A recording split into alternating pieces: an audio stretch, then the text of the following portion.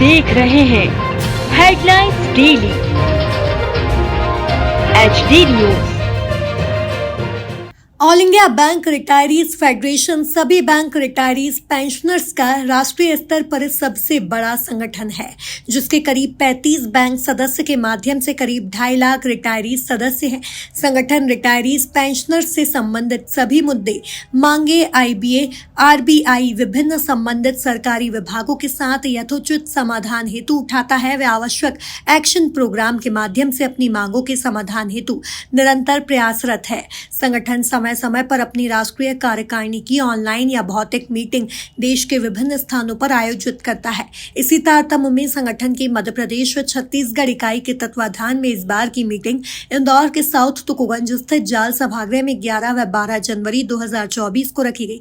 Meeting में संगठन के राष्ट्रीय अध्यक्ष श्री शरद देशपांडे व राष्ट्रीय महासचिव श्री शरबत चंद जैन के अलावा पूरे देश से विभिन्न बैंक के करीब 150 से अधिक पदाधिकारी कार्यकारिणी सदस्य भाग ले रहे हैं। आज मीटिंग के पहले दिन गुरुवार को रिटायरीज पेंशनर्स से संबंधित सभी लंबित मुद्दों पर विशेष रूप से सबसे पुरानी व महत्वपूर्ण मांग पेंशन अपडेशन व वहन करने योग्य हेल्थ इंश्योरेंस पॉलिसी पर विस्तृत चर्चा हुई व भविष्य की रूपरेखा व आगे की कार्यवाही तय हुई। संगठन के राष्ट्रीय अध्यक्ष श्री शरद देशपांडे ने मीडिया से चर्चा में बताया कि संगठन कई वर्षों से पेंशन अपडेशन की मांग के उचित समाधान हेतु आंदोलनरत प्रयासरत है।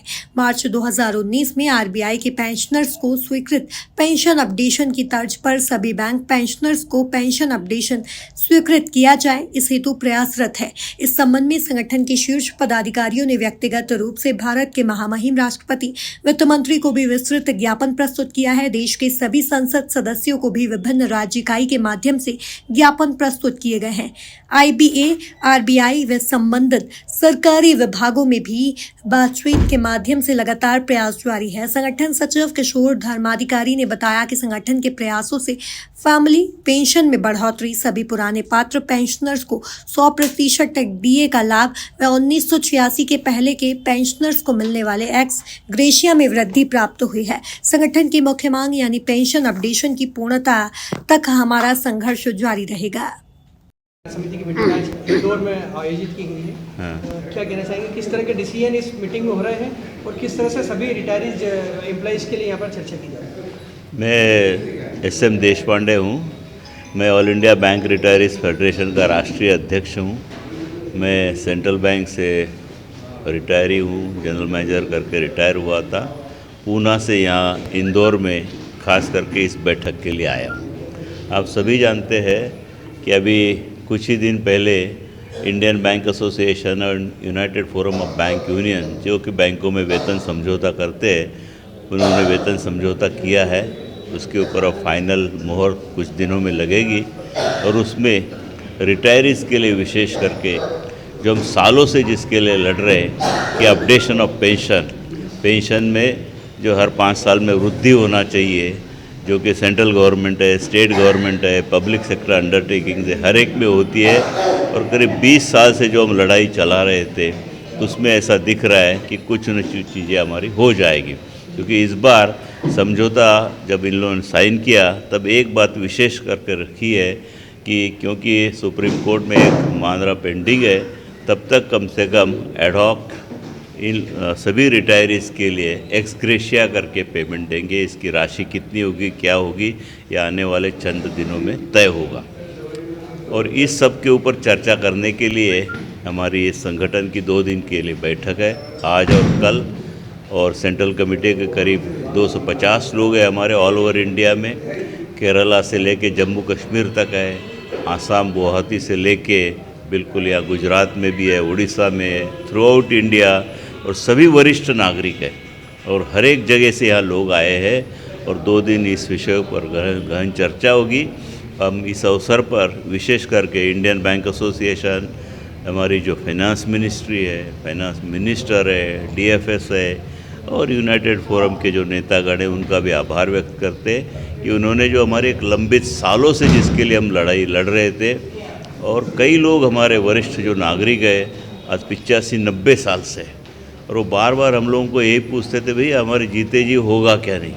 तो आज एक आशा की किरण ज्वलित हुई है और आने वाले दिन में हमें उम्मीद करते हैं कि ये जो एक्स ग्रेशिया है इसकी जो रूपांतर होगा, ये अपडेशन ऑफ पेंशन फॉर्मलाइज हो जाएगा और इसके लिए हम तहे दिल से इन सब का धन्यवाद भी देते हैं।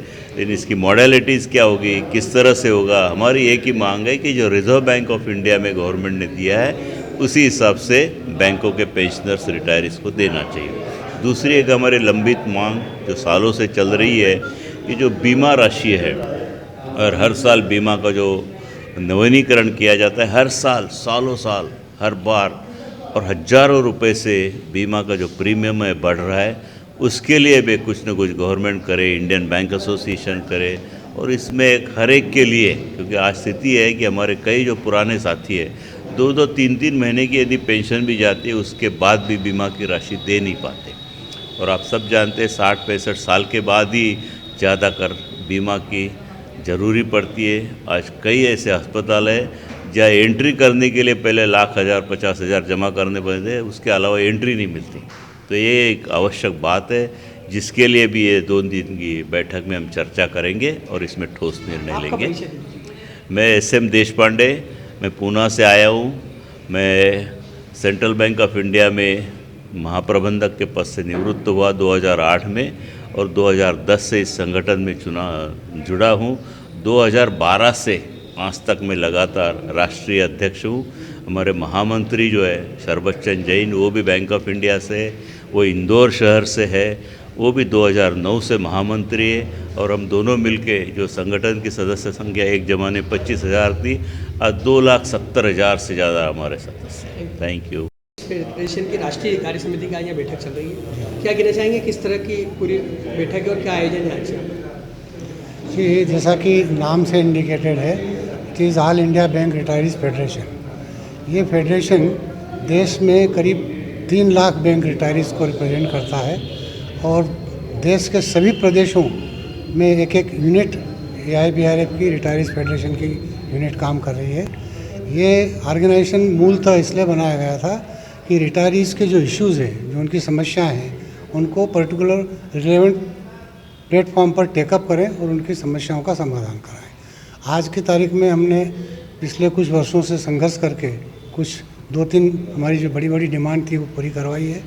उसमें एक तो था कि कुछ हमारे साथियों को जो 2002 से पहले रिटायर हुए थे उनको 100% DA यूटिलाइजेशन नहीं था, वो दिलवाया गया। दूसरा इशू बड़ा हमने जो उपलब्ध किया है कि फैमिली पेंशन जो केवल 15% थी पहले, उसको हमने 30% करवाया और आज जो विडोज़ हैं खास करके उनको बहुत बड़ा रिलीफ मिला है। अब बाकी चीज़ जो हमारी मुख्य डिमांड बची है, जिसको हम मदर ऑफ डिमांड बोलते हैं, वो है हमारी पेंशन अपडेशन। बैंकिंग क्षेत्र ही ऐसा क्षेत्र है हिंदुस्तान में जिसमें पेंशन का अपडेशन नहीं होता है। वो प्रदेश सरकार हो, केंद्रीय सरकार हो, RBI हो या नाबार्ड हो, RRB हो, सब में पेंशन अपडेशन होता है कि जैसे जैसे जो कार्यरत कर्मचारी हैं उनकी जब तनख्वाहें बढ़ती है तो प्रोपोर्शनेट अनुपातिक रूप से पेंशनर्स की भी पेंशन बढ़ती है। ये बैंकिंग क्षेत्र में ये नियम लागू नहीं हो रहा है। इसके लिए हम पिछले करीब 7, 8, 9, 10 साल से संघर्षरत हैं और अब विशेष कमेटियाँ भी हमारे इंस्टेंस पे गवर्नमेंट ने बनाई है और अब कुछ संकेत ऐसे आ रहे हैं कि शायद इस पर गवर्नमेंट का ध्यान जा रहा है। इस कार्य समिति को MP&CG स्टेट कमेटी द्वारा यहाँ पर आयोजित किया गया, क्या कहना चाहेंगे, किस तरह से व्यवस्था की? जैसा मैंने बताया आपको, सभी प्रदेशों में प्रदेश की AIBRF की स्टेट यूनिट्स बनी हुई है। हमारी मध्य प्रदेश छत्तीसगढ़ स्टेट की भी ये यूनिट अभी पिछले कुछ दिनों पहले ही बनी है। हम लोगों ने इसको होस्ट किया है, हम लोग ने इसको आमंत्रित करके हमारे प्रदेश में ये मीटिंग बुलाई है और विशेष रूप से जैसे मैं इसका अध्यक्ष हूँ, हमारे भट्ट साहब उसके सह सचिव है, जॉइंट सचिव है और हमारे प्रेसिडेंट है मिस्टर क्या नाम धर्माधिकारी जी हैं, जनरल सेक्रेटरी व्यास जी हैं और ये सब लोग मध्य प्रदेश इकाई के काम कर रहे हैं। आपका परिचय दीजिए। मैं डॉक्टर RD यादव, मैं बैंक ऑफ इंडिया से जनरल मैनेजर के रूप में सेवानिवृत्त हुआ हूँ और यहाँ AIBRF का मध्य प्रदेश छत्तीसगढ़ यूनिट का अध्यक्ष हूँ। मैं हूं सोनू सूद और आप देख रहे हैं HD न्यूज़। नमस्कार, मैं आशुतोष राणा। HD न्यूज़ के सभी दर्शकों को मेरी बहुत सारी शुभकामनाएं। हाय, मैं हूं दीपिका सिंह और आप देख रहे हैं HD न्यूज़। हाय, मैं हूं बिंदु दारा सिंह और आप देख रहे हैं HD न्यूज़।